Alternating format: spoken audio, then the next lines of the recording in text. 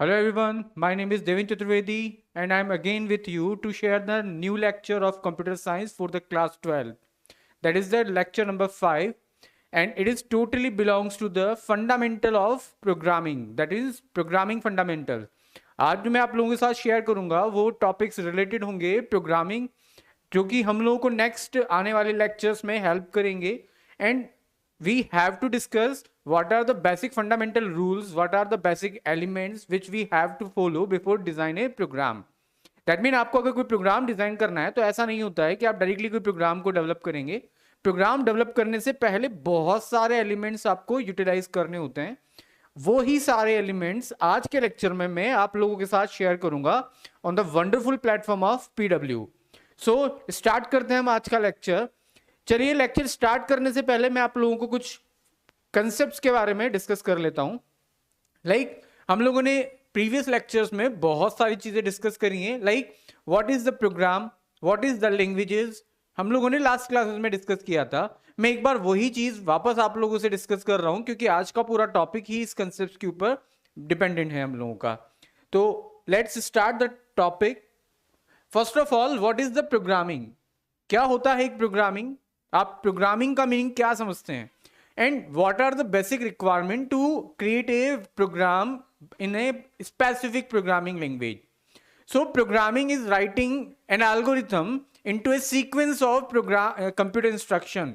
That mean बहुत सारी, देखिए डेफिनेशन एक हर स्टैंडर्ड पे अलग अलग हो सकती है, पर ओवरऑल हम लोग अगर बात करें तो programming that mean program design करने का एक specific methodology is called as a programming.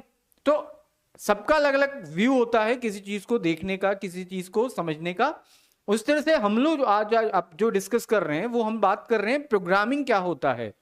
तो आप लोग देख रहे होंगे स्क्रीन पर प्रोग्रामिंग क्या है आप लोगों के लिए. Programming is nothing A typical task.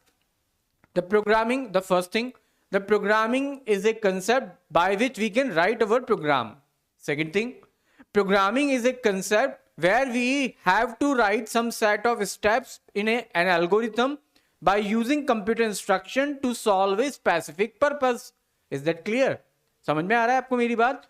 क्या होता है प्रोग्रामिंग?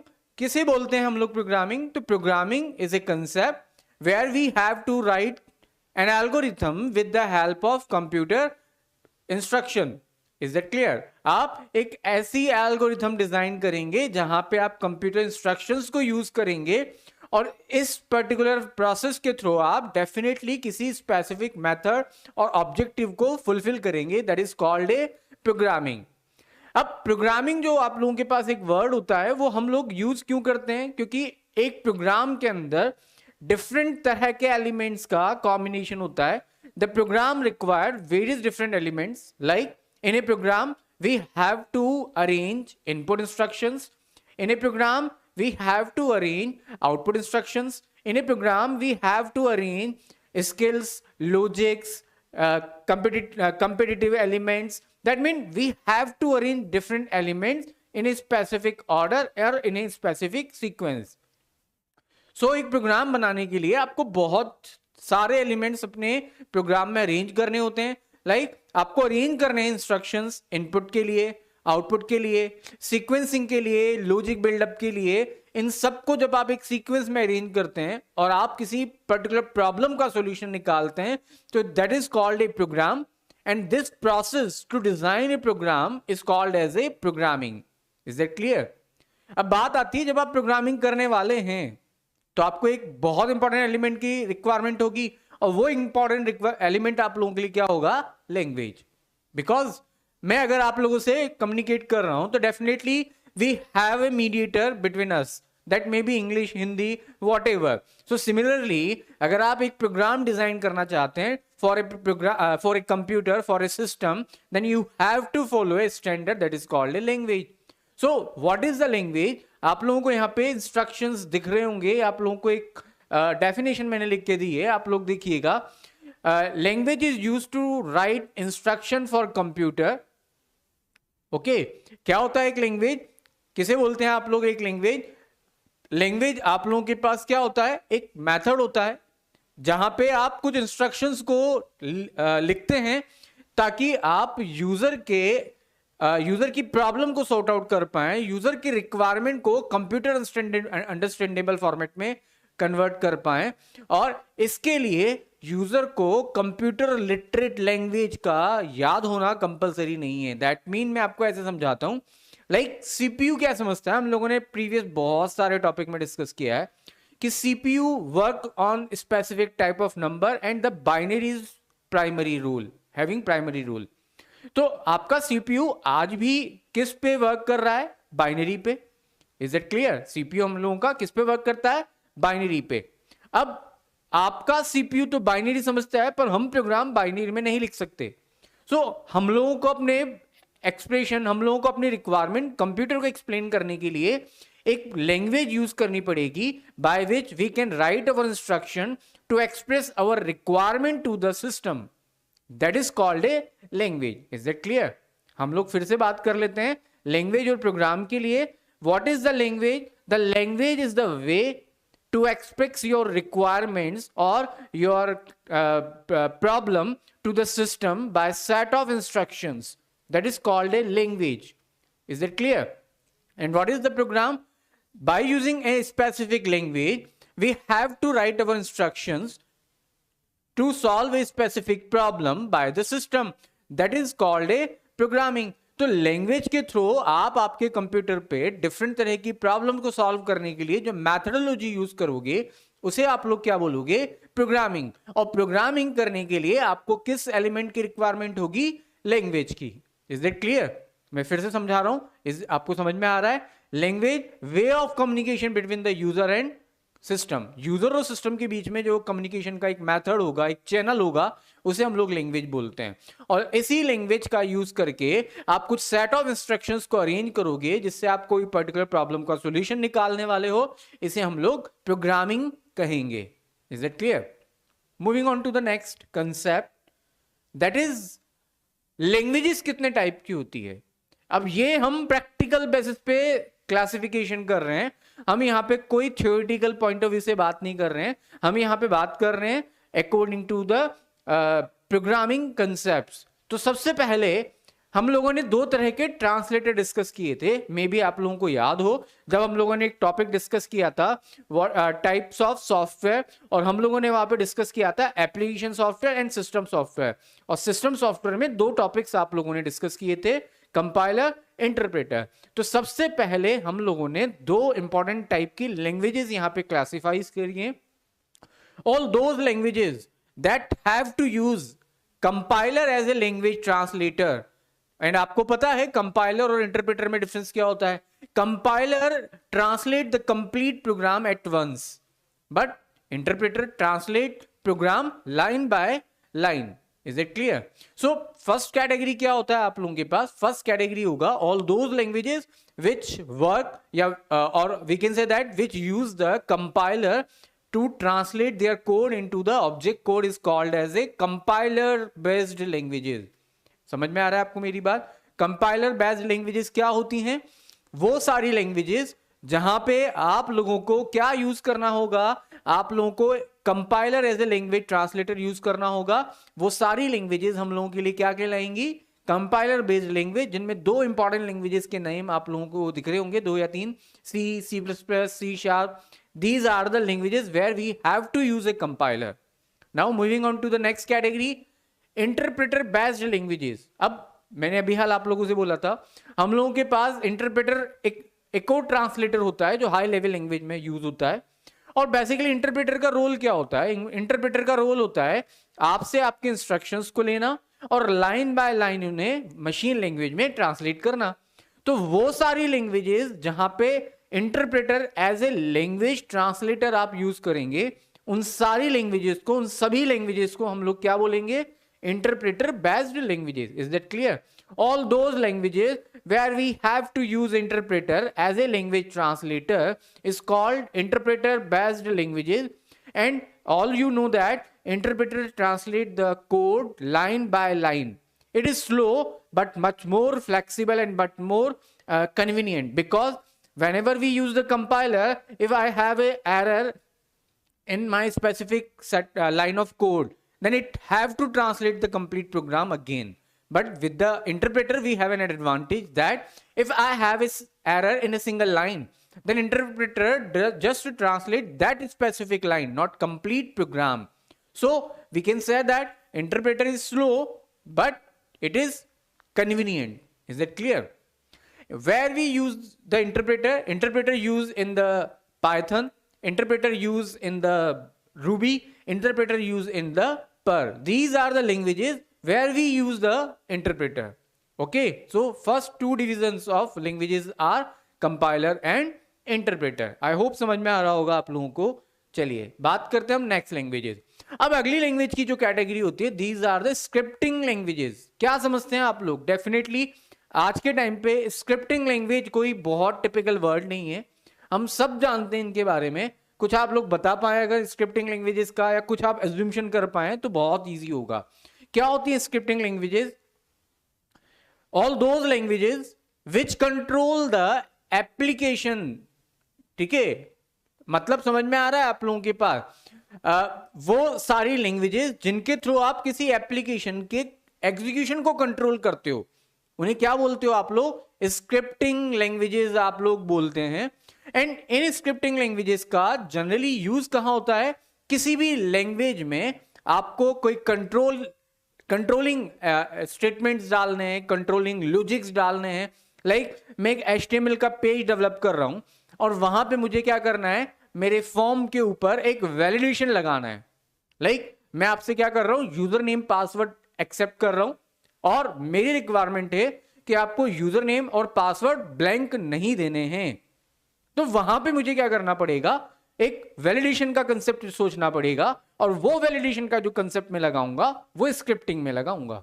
तो आपका पूरा पेज बना हुआ है, आपने लॉजिक HTML अपने HTML के थ्रू प्रोग्राम डिजाइन किया हुआ है, बट इस बार आपकी रिक्वायरमेंट क्या है कि उस HTML पे आपको कोई लॉजिक कंट्रोल करना है.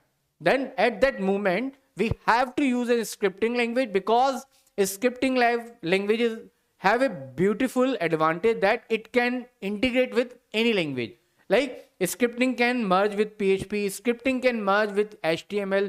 So PHP is a scripting language, VBScript, JavaScript. These are more familiar example of scripting. Okay, and to code the scripting languages, we just use a text editor like Notepad. Okay.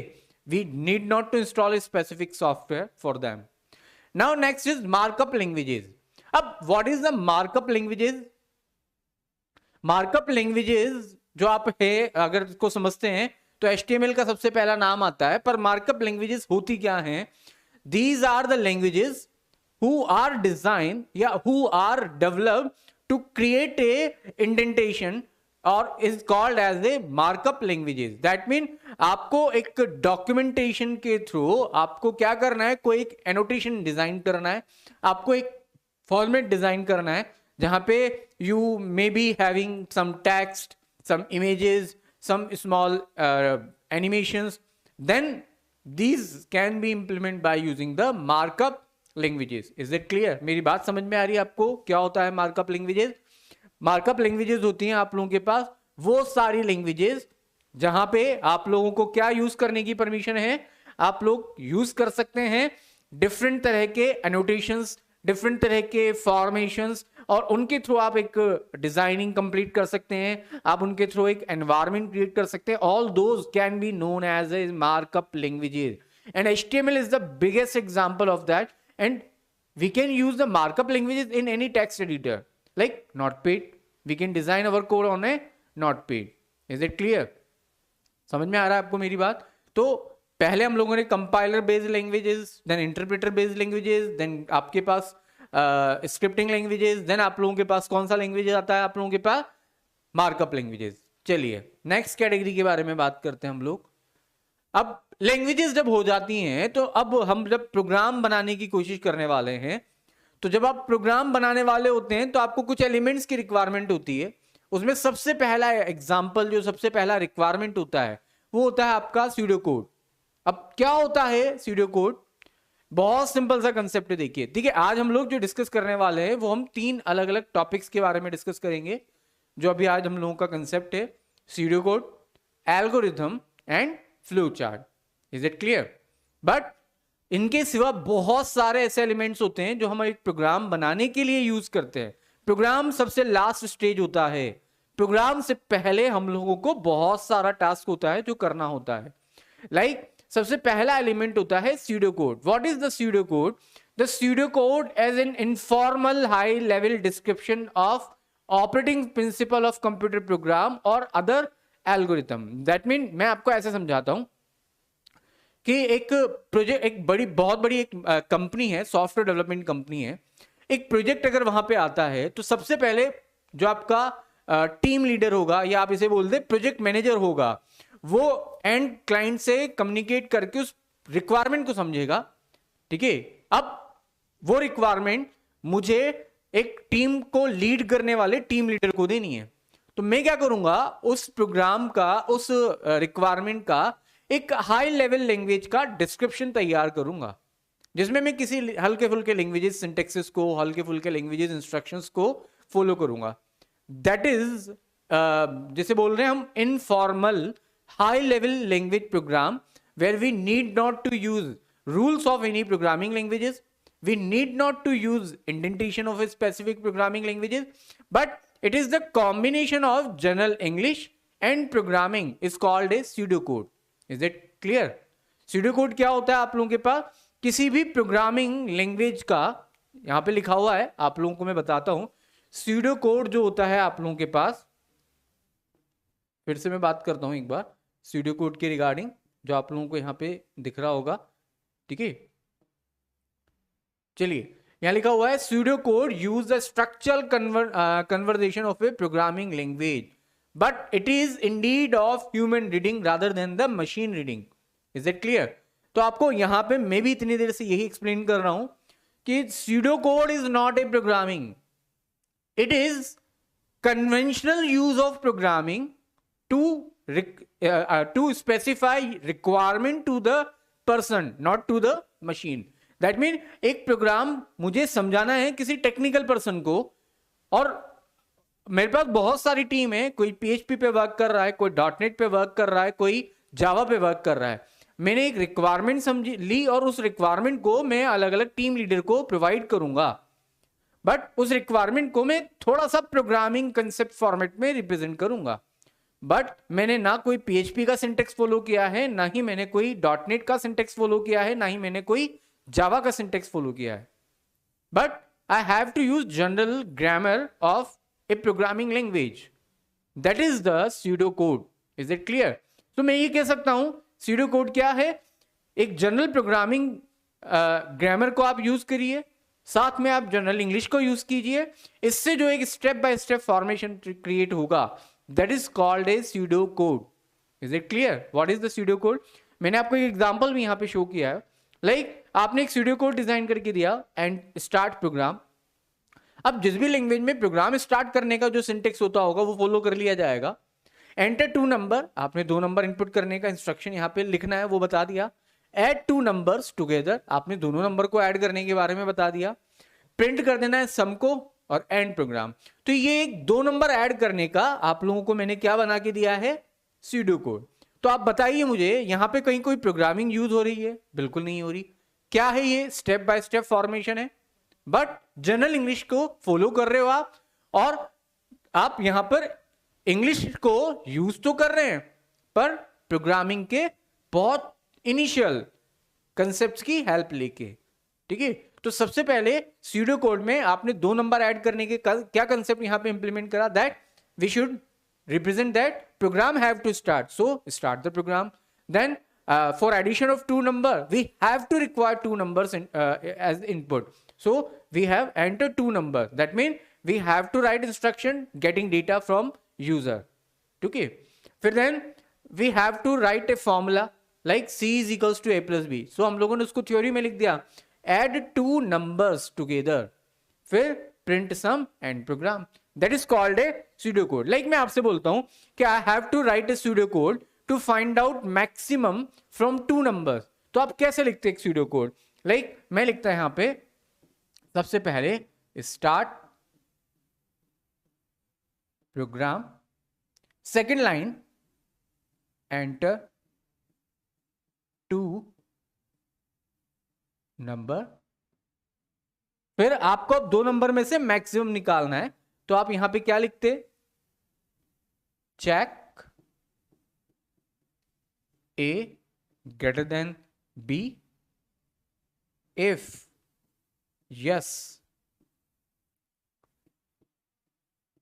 Print A, otherwise print B, और last end program. तो मतलब आपने क्या करा, 2 number में से maximum निकालने का जो कंसेप्ट है वही एक्सप्लेन किया है, पर स्टेप बाय स्टेप, और आपने कोई टिपिकल प्रोग्रामिंग यूज नहीं करी है, सिंपल इंग्लिश यूज करी है, पर इंग्लिश भी लिमिटेड मैनर में। That is the pseudo code. Is it clear? अभी हम लोगों ने प्रोग्राम नहीं बनाया है। प्रोग्राम बनाने से पहले एक प्रोग्राम सॉफ्टवेयर मैनेजर ने अपनी टीम के लिए एक प्रोग्राम का डमी फॉर्मेशन प्रेजेंट किया है कि ये इस तरह का कोई कोड आपको डिजाइन करना है। That is the first concept for a program, pseudo code. Is it clear? अब टीम लीडर को सूडो कोड समझ में आ गया। अब टीम लीडर का काम क्या होगा, अपनी टीम को लॉजिक समझाना है। अब लॉजिक समझाने के 2 तरीके होते हैं, ठीक है, टीम में आप लोगों के पास, ठीक है। एक आप उस लॉजिक को रिप्रेजेंट करेंगे डायग्रामेटिकली, और एक लॉजिक को आप रिप्रेजेंट करेंगे थ्योरेटिकली। तो मैं आपको ऐसा समझाता हूं कि लाइक आप जब भी एक नया मकान या एक नया वर्क प्लेस आप डिजाइन करवाते हैं, तो सबसे पहले आप क्या क्रिएट करवाते हैं, कंस्ट्रक्शन से पहले ब्लूप्रिंट, ठीक है। दैट मीन आप वहां पे पूरा एक ब्लूप्रिंट डिजाइन करते हैं, जहां पे फिक्स होता है रूम कहां पे बनेंगे, कितने बनेंगे, कहां से स्टेयर्स जाएंगी, क्या आपका गेट होगा, गेट का साइज क्या होगा, विंडो कहां होंगी, पावर प्लग कहां होंगे। That is called A blueprint. Similarly जब आप एक प्रोग्राम बनाना चाहते हैं, तो आपको प्रोग्राम का भी क्या बनाना पड़ता है, एक blueprint. That mean diagrammatical representation of a program is called a flow chart. Is it clear? समझ में आ रहा है आपको? जब आप फ्लो चार्ट क्या होता है, ए flow chart is a type of diagram that represent an algorithm, work flow और प्रोसेस। एक प्रोग्राम का जब आप एक डायग्रामेटिकल रिप्रेजेंटेशन बनाते हैं, जहां पे आप रिप्रेजेंट करते हैं how your program is working, how you get input, how you can process it, and how do you create its output and create a result, this complete process represented by a diagram is called a flow chart. That means the diagram where you represent flow of instruction in your program is called a flow chart. But flow chart जो आपका होता है वो आपको बहुत help करता है। कब हेल्प करता है?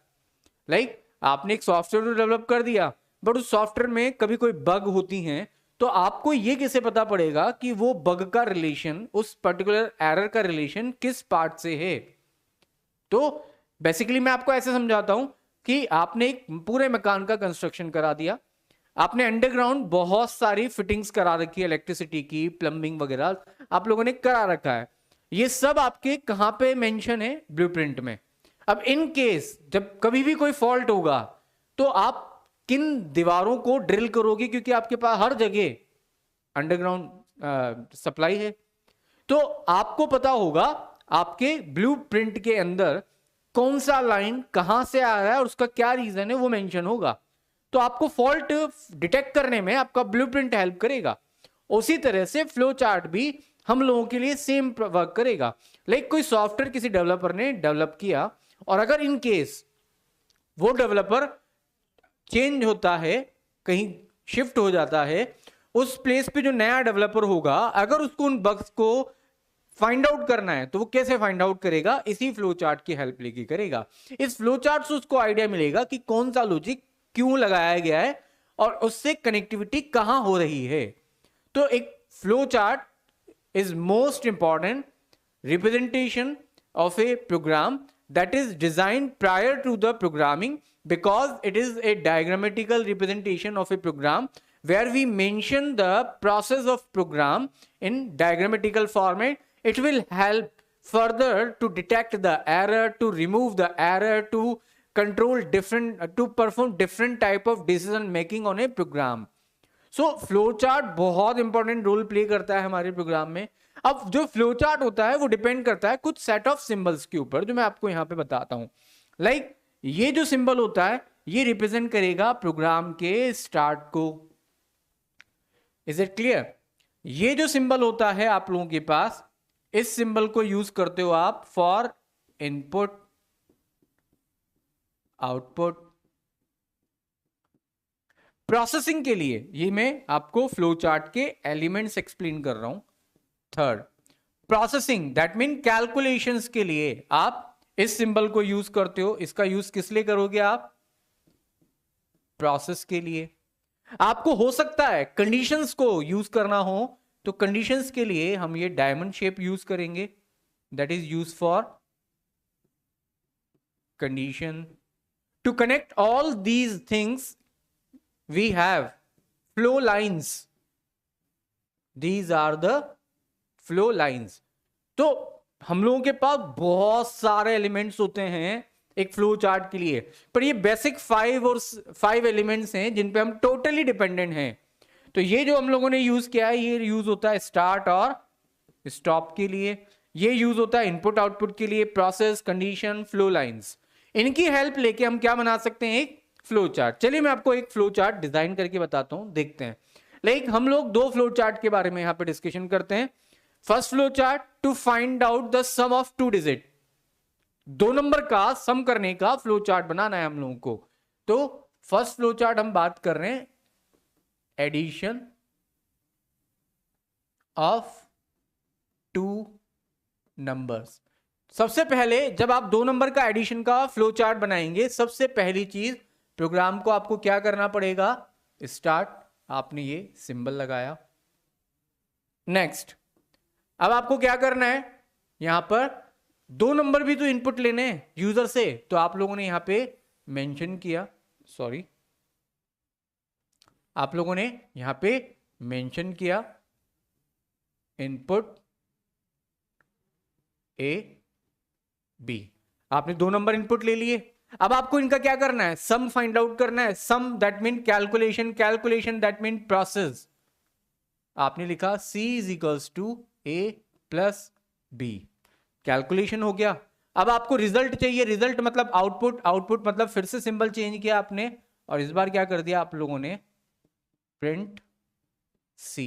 और अब प्रोग्राम को आपको क्या करना है? स्टॉप। तो ये एक फ्लो चार्ट है that represent the addition of 2 digits। is it clear? ठीक है, तो ये हम लोग 2 नंबर का एडिशन करने का एक फ्लो चार्ट डिस्कस कर रहे हैं। चलिए थोड़ी सी कॉम्प्लेक्सिटी और इंक्रीज करते हैं। अभी मुझे एक फ्लो चार्ट बनाना है जो कि रिलेटेड है, like find out the maximum from 2 numbers, 2 number में से मैक्सिमम निकालने के लिए फ्लो चार्ट। तो क्वेश्चन क्या है? Max from 2 numbers. Flow chart design करना है आपको। क्या करेंगे? सबसे पहले स्टार्ट। अब आपको पता है 2 नंबर पहले आपको यूजर से लेने हैं, तो आपने इनपुट का सिंबल लगा देना है। यहां लिखा आप लोगों ने input A B, 2 number input हो गए। अब आपको कोई कैलकुलेशन नहीं करनी है, यहां पे कंडीशन लगानी है। मैंने अभी आपको बताया था कंडीशन के लिए डायमंड शेप होते हैं जो आप यूज करेंगे, और आपने कंडीशन क्या लिखा है यहां पे? ए ग्रेटर देन बी। अब सुनिए आप लोग कि आपके पास इस कंडीशन के 2 ही आंसर हो सकते हैं, आइदर ट्रू और फॉल्स। आपको दोनों ही मानने हैं। तो आपने डिसाइड किया कि अगर ये कंडीशन ट्रू होती है तो आप ए को प्रिंट करा देंगे। Is that clear? अगर आपकी ये कंडीशन क्या होती है? ट्रू होती है, तो आप क्या करेंगे? ए की वैल्यू प्रिंट करा देंगे। लाइक आपने 2 नंबर लिए, 2 नंबर लाइक आपने लिया 10 एंड 5, 10 ग्रेटर देन 5 ट्रू, तो प्रिंट आपने ए करा दिया बिकॉज ए हैविंग द 10। अगर ये कंडीशन फॉल्स होती है तो क्या करना है? तो आपने फॉल्स पे भी एक लॉजिक लगा दिया कि अगर ये कंडीशन फॉल्स होती है तो बी मैक्सिमम होगा, तो आप किसकी वैल्यू प्रिंट करा देंगे या किसको प्रिंट करा देंगे? Print B. Overall either A और बी दोनों में से कोई भी प्रिंट हो, प्रोग्राम तो स्टॉप आपको करना है। तो आप लोगों ने लास्ट में यहां पर क्या कर दिया? प्रोग्राम को stop, that is the flow chart. तो ये हम लोगों की बहुत हेल्प करता है किसी भी लॉजिक को बिल्डअप करने के लिए, किसी भी लॉजिक को समझने के लिए।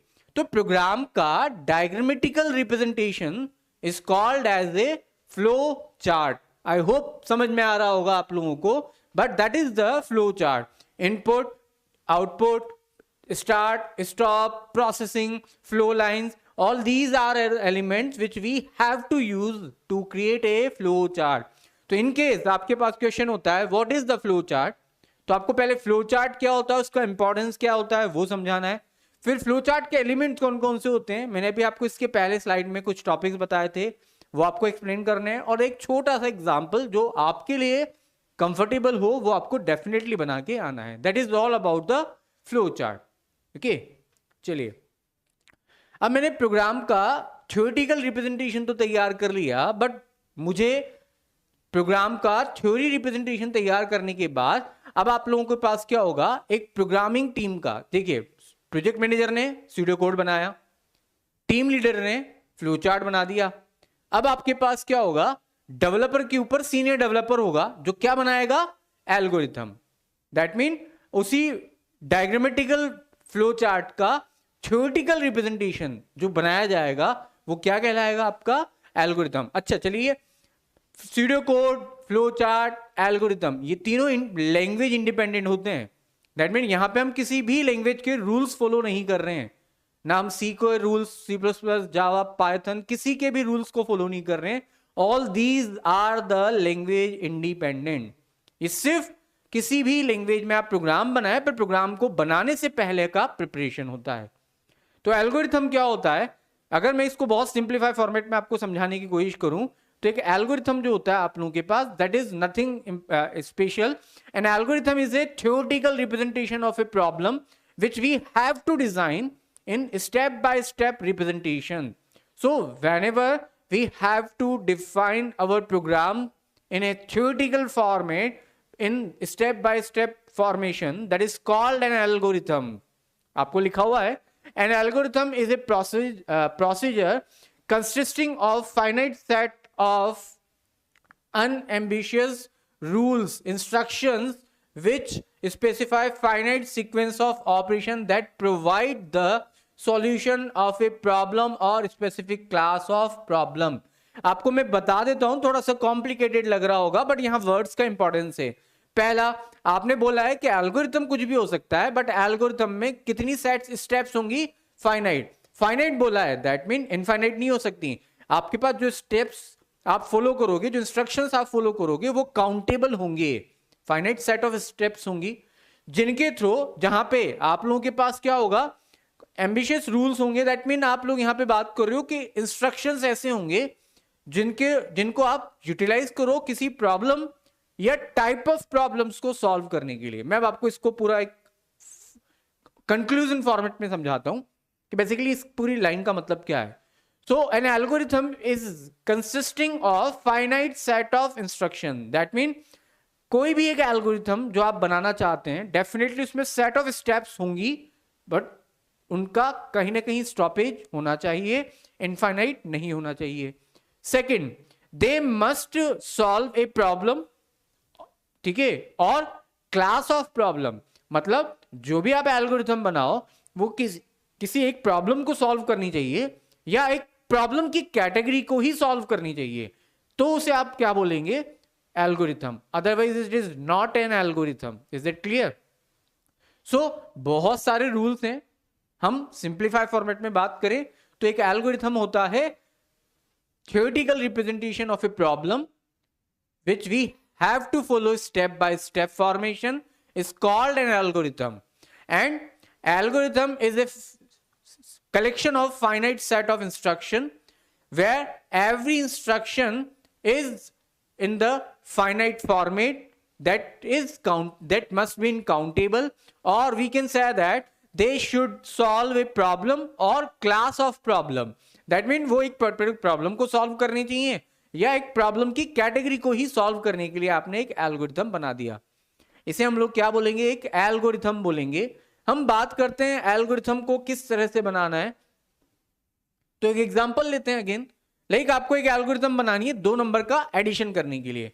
तो एल्गोरिथम का पहला रूल कि जब भी आप कोई एल्गोरिथम बनाना चाहते हैं, हर एल्गोरिथम का एक टाइटल होता है। लाइक आप मैथ्स में भी तो पढ़ते हैं, आप लोगों के पास लाइक पाइथागोरस थ्योरम है, दैट इज उसका भी कोई ना एक नेम है, उसके अंदर कुछ फिक्स रूल्स रेगुलेशंस हैं। तो मैथ्स में बहुत सारी थ्योरम्स होती हैं, that is the type of algorithm. उस तरह से जब आप एक एल्गोरिथम बनाएंगे तो आपको उसका एल्गोरिथम का भी क्या देना होगा, एक टाइटल, कि बेसिकली वो एल्गोरिथम क्या है और क्या करने वाला है। तो हम लोगों को अगर एक एल्गोरिथम बनाना है 2 नंबर के एडिशन के लिए, तो सबसे पहले हमने एल्गोरिथम का टाइटल दे दिया ऐड। ठीक है, हम बात करते हैं 2 मिनट। तो हमने सबसे पहले एल्गोरिथम का टाइटल दे दिया ऐड। यहां पे हम लोगों ने स्पेसिफाई कर दिया कैन ऐड 2 डिजिट्स, सबसे पहला। तो एक एल्गोरिथम का हमेशा टाइटल होना जरूरी है और ब्रैकेट के अंदर उसका एक शॉर्ट डिस्क्रिप्शन कि बेसिकली वो एल्गोरिथम करेगा क्या। Second, algorithm step by step representation होता है, तो आपने सबसे पहली स्टेप लिखी स्टेप 0 कॉलन और यहां पे लिखा स्टार्ट। ये रूल्स हैं एल्गोरिथम के जो आपको फॉलो करने हैं, क्योंकि किसी ना किसी प्रोग्रामिंग लैंग्वेज में प्रोग्राम स्टार्ट करने का सिंबल होता होगा, वो आपको फॉलो करना है। तो स्टेप 0 दैट इज स्टार्ट। अब आपको अगली स्टेप पे जाना है और 2 नंबर ऐड करना है। तो स्टेप 1 यहां पे आपने सबसे पहले क्या लिखा, इनपुट ए बी। फिर आप लिखेंगे स्टेप 2। अब ध्यान से देखिएगा, आपको नॉर्मली क्या लिखना है 2 नंबर ऐड करने के लिए, C equals to A plus B. यहां नहीं लिखोगे आप ऐसे, यहां लिखा जाता है C is equals to A plus B को लिखा जाता है कुछ इस तरह से। Is it clear? इसका मतलब क्या हुआ, A plus B assign into the C। Is it clear? आपने यहां पे क्या बोला है कि A प्लस बी किसको असाइन किया जा रहा है, C को। अब आपकी अगली स्टेप, आपको आंसर प्रिंट कराना है, तो आपने लिखा स्टेप 3, फिर से कॉलन और यहां पे क्या लिख दिया, प्रिंट C। फिर लास्ट स्टेप आपको क्या करना है, प्रोग्राम को स्टॉप, तो आपने यहां पे लिखा स्टॉप। तो एल्गोरिथम कोई बहुत कॉम्प्लिकेटेड चीजें नहीं है, बस थोड़ा सा आपको क्या करना है, प्रैक्टिस करना है और एल्गोरिथम बनानी है। बस आपको याद रखना है एल्गोरिथम का एक टाइटल, एक शॉर्ट डिस्क्रिप्शन, स्टार्टिंग जो होगी वो 0 स्टेप स्टार्ट से होगी, लास्ट स्टेप स्टॉप पे, कॉलन चलेंगे और कुछ रूल्स हैं जो फॉलो करने। लाइक मैं एक और एक एग्जांपल आपको बताता हूं। हम लोग एल्गोरिथम बनाते हैं वही 2 नंबर में से मैक्सिमम निकालने के लिए बात करते हैं। सबसे पहले एल्गोरिथम का मैंने टाइटल दे दिया यहां पर मैक्स, और एक लाइन में इसका इंट्रोडक्शन दे दिया, find out max from 2 numbers. ये मैंने एक एल्गोरिथम को टाइटल और एक शॉर्ट इंट्रोडक्शन उस एल्गोरिथम को प्रोवाइड कर दिया। अगला आपको एक कॉमन स्टेप फॉलो करनी है, that is start. Then next step, आपको 2 नंबर यूजर से मांगने हैं, आपने लिखा इनपुट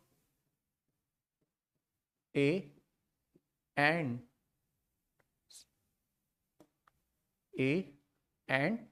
बी। आपने 2 नंबर इनपुट ले लिए। अब आपको क्या करना है, अगला काम वो आपको थोड़ा सा ध्यान से देखना है।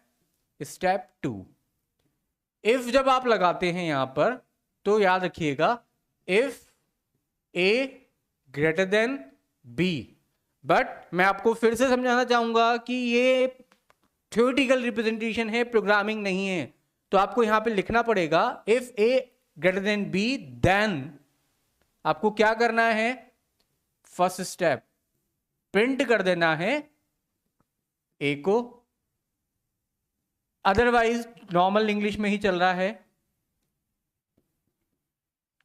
सेकंड स्टेप आपको क्या कर देना है, प्रिंट बी को। समझ में आ रहा है? नॉर्मल इंग्लिश है, कुछ भी नहीं है। If A greater than B then print A, otherwise print B. और आपको इफ को भी बंद करना है, तो यहां लिखना है आपको एंड ऑफ इफ। मतलब ये आपका इफ कंप्लीट हो गया, आपने यहां पे सब चीजें एक्सप्लेनेशन दे दी हैं। अब आपको क्या करना है, प्रोग्राम को स्टॉप करना है। आपने लिखा यहां पर स्टॉप।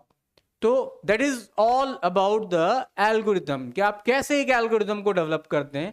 ये जनरल से कुछ रूल्स हैं जो हम लोगों को यहां पर फॉलो करने होते हैं, और कोई कॉम्प्लिकेशंस यहां पे नहीं होता है। तो that is how do we create an algorithm during the program. तो अब हम लोगों के पास 3 अलग अलग तरह के लेवल्स हैं। प्रोग्राम बनाने से पहले एक प्रोग्राम या प्रोजेक्ट मैनेजर सूडो कोड बनाएगा। वो सूडो कोड डेवलप्ड होगा through out the team leader. Then team leader have to create a diagrammatical representation of a program that is called flowchart. Now program manager have to create an algorithm which is much more closer to a program. एक programme के बहुत नजदीक जो एक आप concept create करेंगे, that is an algorithm. अब आप लोगों को उसमें क्या करना होगा, डेवलपमेंट करना होगा किसी भी प्रोग्रामिंग लैंग्वेज के ऊपर। That mean you have to create a program by using this algorithm. अब आपके दिमाग में ये चल रहा होगा कि एल्गोरिथम का यूज है क्या। फिर से मैं आपको वही समझाना चाहूंगा कि एक डेवलपर ने एक पूरा कोड डिजाइन कर दिया। अब उस कोड को इन केस उस डेवलपर के एब्सेंस में अगर कोई समझना चाहेगा तो कैसे समझेगा।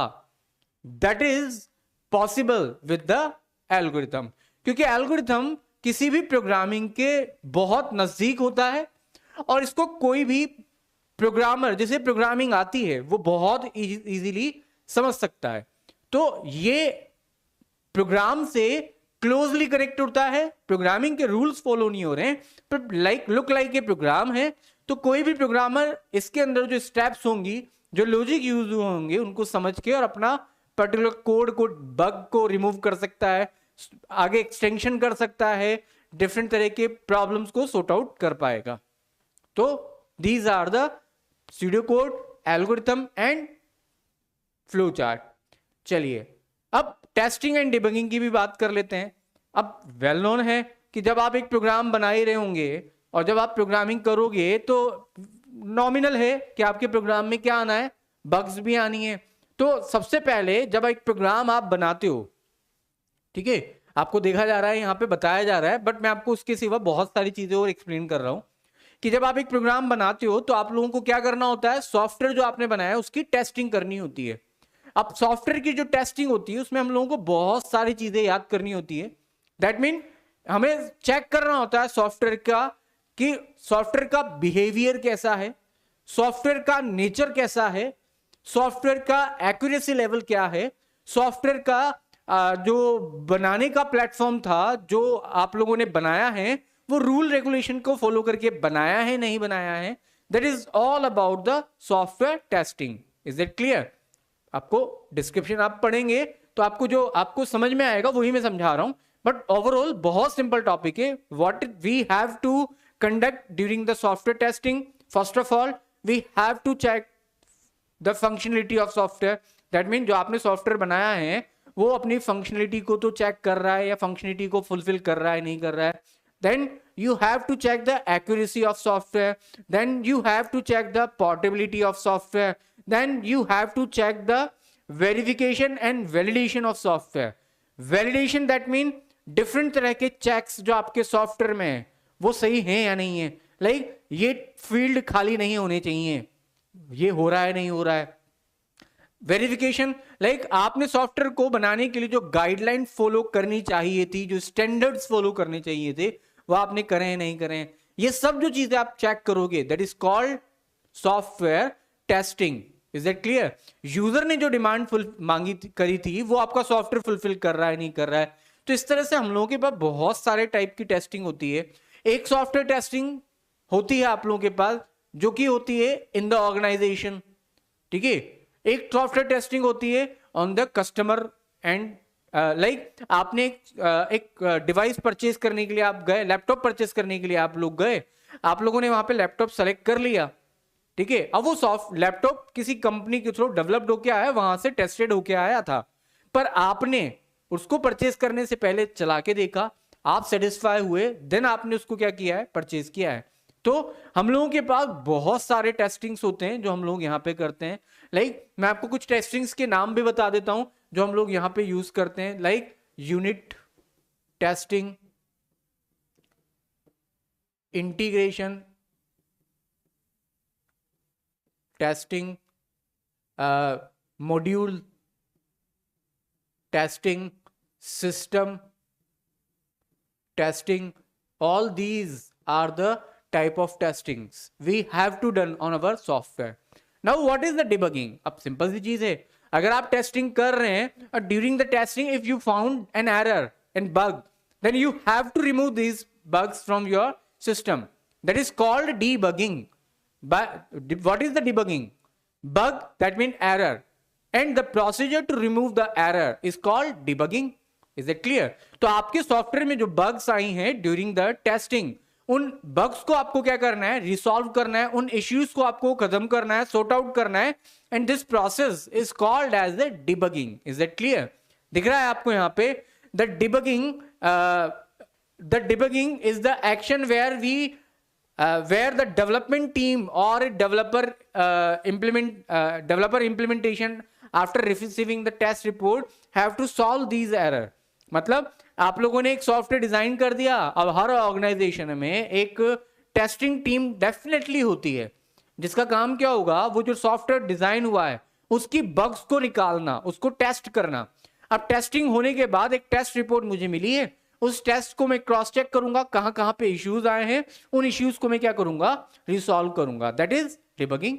लाइक एक 4-व्हीलर आप लोगों का कंपनी ने डेवलप किया है, पर उसको कंपनी लॉन्च करने से पहले क्या करेगा, एक टीम को देगा जो उस व्हीकल को हर सिचुएशन में, हर कंडीशन में चला चला के देखेगा.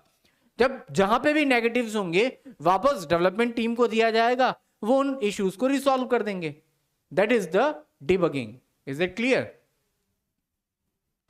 अब बात आती है जब हम लोग एक सॉफ्टवेयर बनाते हैं, आपके सिलेबस के अकॉर्डिंग एक टॉपिक है steps which we have to follow to design a software product. तो जब आप एक सॉफ्टवेयर डेवलप करना चाहते हैं तो from the starting of a software to its ending और implementation we have to follow some set of steps. These steps called as the software development life cycle, SDLC. Is that clear? What is the SDLC?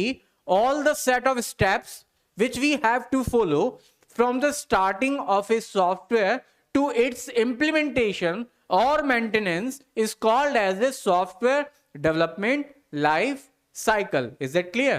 Software के designing से लेके, software के सोचने से लेके, software के coding, implementation, testing, maintenance, इन सारी स्टेप्स को हम लोग क्या बोलते हैं, software development life cycle. That mean all those steps which we have to follow from the starting to a software to its development, implementation and maintenance is called as the software development life cycle. And in the software development cycle, SDLC, we have some set of steps. The first set of step is planning and requirement analysis. अब इसको आप theory में नहीं समझ सकते, इसको आपको feel करना पड़ेगा. Like, what is the planning and requirement? तो it is the first phase of software, जहां पे अभी आप लोगों के पास कोई सॉफ्टवेयर नहीं है पर आपको सॉफ्टवेयर बनाना है. तो बनाने के लिए आप क्या करेंगे, कुछ प्लानिंग करेंगे, कुछ रिक्वायरमेंट एनालिसिस करेंगे. That is the first step. अब मैं आपको ऐसे समझाता हूं कि लाइक मैंने आपसे बोला कि you have to create a software for the library management. तो आपको क्या करना पड़ेगा, डायरेक्टली डेवलपमेंट तो नहीं करेंगे ना आप, जिसके लिए सॉफ्टवेयर बना रहे हैं पहले उससे भी तो कुछ पूछ लीजिए. तो that is called requirement analysis. आप जाएंगे उस ऑर्गेनाइजेशन में जिसके लिए आपको लाइब्रेरी का सॉफ्टवेयर बनाना है, वहां पूछेंगे आप लोग कि अभी कौन सा सिस्टम आप फॉलो कर रहे हो, क्या क्या आपको प्रॉब्लम्स आ रही हैं, किस तरह से आप बुक इश्यूज करते हैं, किस तरह से आप बुक डिपॉजिट करते हैं, किस तरह से आपको वर्किंग करनी है. जब ये सारी रिक्वायरमेंट आप इकट्ठी कर लेंगे, ठीक है, आप ये सारी चीजें डिसाइड कर लेंगे, फिर हम आगे की बात कर पाएंगे. तो सबसे पहला स्टेप क्या होता है, जिस सॉफ्टवेयर को आप बनाना चाहते हैं उसके लिए रॉ मटेरियल इकट्ठा करना. That is requirement analysis. Product बनाना क्यों है, किसके लिए बनाना है, कौन चलाएंगे, किस एनवायरनमेंट में चलेगा. That is requirement analysis. उसके बाद अगला प्रोसीजर होता है डिफाइनिंग रिक्वायरमेंट. जब आप रिक्वायरमेंट एनालिसिस, जब आप रिक्वायरमेंट इकट्ठी कर लेंगे तो अब आपको क्या करना पड़ेगा, defining requirement. That mean once the requirement analysis is done, the next stage is to certainly represent and document the software requirement. तो जब आपकी रिक्वायरमेंट गैदरिंग कंप्लीट हो चुका है तो आप एक पूरा डॉक्यूमेंटेशन क्रिएट करेंगे जिसे बोला जाएगा सॉफ्टवेयर रिक्वायरमेंट स्पेसिफिकेशन। लिखा हुआ है आप लोगों के पास, आप इसे क्या बोलते हैं, SRS। Is that clear? तो जब आपने सिस्टम का रिक्वायरमेंट एनालिसिस कंप्लीट कर लिया तो उन रिक्वायरमेंट में से जो वैलिड रिक्वायरमेंट्स हैं, जो आपके लिए बहुत इंपॉर्टेंट है, आप उनका क्या करेंगे, एक डॉक्यूमेंटेशन क्रिएट करेंगे। वो रिक्वायरमेंट कस्टमर ने आपको दी है, एट द एंड आपको वो SRS फुलफिल करना पड़ेगा कि हाँ यूजर से ये डिमांड आई थी और आपने वो सारी डिमांड कंप्लीट कर दी है। That is the documentation of software requirement and that is called as software requirement specification. Next आता है डिजाइनिंग द सॉफ्टवेयर। अब डिजाइनिंग द सॉफ्टवेयर मतलब आप यहां पे क्या करेंगे, जो आपकी रिक्वायरमेंट आई है उसके बेसिस पर आप क्या करेंगे, डिफरेंट तरह की डिजाइनिंग करेंगे। लाइक आप डिफरेंट तरह के इनपुट स्ट्रीम डिजाइन करेंगे, आउटपुट स्ट्रीम डिजाइन करेंगे, फॉर्म्स डिजाइन करेंगे, इंटरफेस डिजाइन करेंगे। तो all those part where we have to design something for input, output, reporting, printing, that is all called as a designing of software. जब आपका ये पूरा task हो जाएगा तो डेवलपमेंट द सॉफ्टवेयर, दैट मतलब अब आप यहां पे क्या करने वाले हैं, आप जो डिजाइनिंग करिए उसके रिगार्डिंग आप उसकी क्या करेंगे, कोडिंग करेंगे, प्रोग्रामिंग करेंगे, छोटे छोटे से प्रोग्राम के सेक्शंस बनाएंगे, दैट इज यूनिट। फिर उन यूनिट्स को आपस में इंटीग्रेट करेंगे, दैट इज मॉड्यूल। और फिर बहुत सारे मॉड्यूल को आप इंटीग्रेट करेंगे, दैट इज सिस्टम। तो डेवलप, जब आप प्रोजेक्ट डेवलप करते हैं एक साथ डेवलप नहीं होता है। लाइक आप देखिएगा कोई भी एक ब्रिज अगर बनता है तो एक साथ पूरा ब्रिज नहीं बनता है। पहले आप लोगों के पास क्या होगा, फाउंडेशंस होगा, फिर पिलर्स होंगे, फिर पिलर्स पे छोटे छोटे से बार्स होंगे। तो वही हम लोग कर रहे हैं, पहले आप छोटे छोटे से यूनिट ऑफ कोड बनाएंगे, सिंगल लाइंस बनाएंगे, मल्टीपल लाइंस बनाएंगे, दैट इज यूनिट। देन आपने उन यूनिट्स को आपस में मर्ज कर दिया, दैट इज मॉड्यूल। और जब आप बहुत सारे मॉड्यूल्स को मर्ज कर दोगे, दैट इज सॉफ्टवेयर। जब आपने सॉफ्टवेयर बना दिया तो अब आप क्या करेंगे, टेस्टिंग। टेस्टिंग दो तरह की होगी, इन ऑर्गेनाइजेशन और एट द कस्टमर एंड। तो आप टेस्टिंग करेंगे, टेस्टिंग में आप फाइंड आउट करेंगे कि आपका वो जो सॉफ्टवेयर है उसका लेवल ऑफ वर्किंग क्या है, उसका लेवल ऑफ एक्यूरेसी क्या है, कितना लेवल ऑफ करेक्शन है, कितना उसका फ्लेक्सिबिलिटी रेशियो है, पोर्टेबिलिटी कितनी है। जब आप इन सब चीजों से इंश्योर हो जाओगे, टेस्टिंग कंप्लीट हो चुका है, आपने हर तरह की सॉफ्टवेयर की टेस्टिंग कंप्लीट कर ली है, तो नेक्स्ट स्टेज पे आप जाते हैं जो कि क्या होता है आपका deployment. That mean once your software is completed you have to hand over the software to the client. मतलब आपने वो जो सॉफ्टवेयर है सारी एरर्स आपने हटा दी, सारी बग्स आपने हटा दी, सारा टेस्टिंग आपका डेवलपमेंट कंप्लीट हो चुका है। तो अब वो सॉफ्टवेयर आपने जिसके लिए बनाया था आप उसको क्या करोगे, प्रोवाइड करोगे। That is deployment of A product. Like मैंने एक ऑर्गेनाइजेशन से प्रोडक्ट ऑर्डर दिया था वेबसाइट का, उसने मेरी डिमांड के अकॉर्डिंग पूरी वेबसाइट बना दी, पूरी टेस्टिंग कर ली, सब कुछ कंप्लीट कर लिया। अब वो वेबसाइट मुझे हैंडओवर करेगा, उसके सारे डिटेल्स मुझे देगा, उसके सारे ऑथोरिटीज मुझे प्रोवाइड करेगा, दैट इज डिप्लॉयमेंट। और जब आपका डिप्लॉयमेंट कंप्लीट होता है तो लास्ट स्टेज कौन सी आती है, मेंटेनेंस।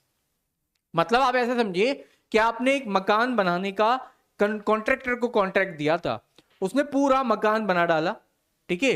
अब मकान बनने के बाद वो क्या करेगा, उसके ऊपर सारे इलेक्ट्रिसिटी, सारे प्लम्बिंग आइटम्स वगैरह इन सबको क्रॉस चेक कर लेगा, टेस्टिंग होगी।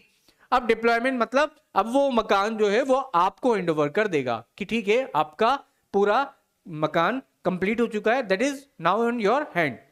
अब टाइम टू टाइम कोई भी चीज हो आपको एक टाइम के बाद उसको क्या करना होता है, मेंटेनेंस तो देना ही होता है। लाइक आपने कोई 2 व्हीलर 4 व्हीलर परचेज करा तो कंपनी भी तो आपको 2 या 3 या 4 या 5 या 6 सर्विसेज प्रोवाइड करता है, that is called a maintenance. It may be free और it may be paid, depends on requirement और टर्म एंड कंडीशंस। तो मेंटेनेंस क्या होगा वो आपको समझ में आ ही रहा होगा। लाइक आप ऐसे समझिए कि आपके एंड्रॉइड या iOS पे अलग अलग तरह के एप्लीकेशंस के अलग अलग तरह के क्या आते रहते हैं, updates, that is called A type of maintenance. तो मेंटेनेंस क्या होगा कि उस सॉफ्टवेयर में उस किसी कंपनी ने कुछ नए मॉडिफिकेशन करे तो आपके पास उसका क्या आएगा, मेंटेनेंस अपडेट। आपको अपडेट करना है नहीं करना है वो आपका चॉइस है। नहीं करोगे तो कुछ फीचर्स आपको अवेलेबल नहीं होंगे, करोगे तो आपको फीचर्स अवेलेबल होंगे। That is called a maintenance. तो एक सॉफ्टवेयर जब आप बनाना चाहते हैं तो आपको बहुत सारी स्टेप्स यूज करनी होती हैं जो हम लोग यहां पे डिस्कशन कर रहे हैं। और ये ही टॉपिक क्या कहलाता है आपका SDLC। Is that clear? तो आप लोगों को यहां पर इसके सिवा भी हम लोगों के पास बहुत सारी चीजें और होती हैं, जैसे मेंटेनेंस हो गया। अब दो अलग अलग वर्ड्स होते हैं जो समझाने की मैं कोशिश कर रहा हूं, मे बी आपके समझ में आए।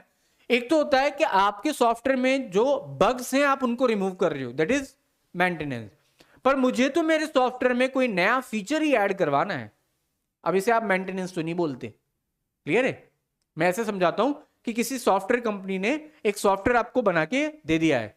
अब अगर आप उससे मेंटेनेंस की बात करेंगे, कोई बग्स आ रही होगी तो डेफिनेटली वो सॉल्व कर देगा क्योंकि वो उसके अंडर ऑफ रेगुलेशंस में है। पर आप तो बोलते हो नहीं, आप तो सॉफ्टवेयर में नया फीचर डाल दो, अब उसके लिए वो आपसे एक्स्ट्रा चार्ज पे करेगा।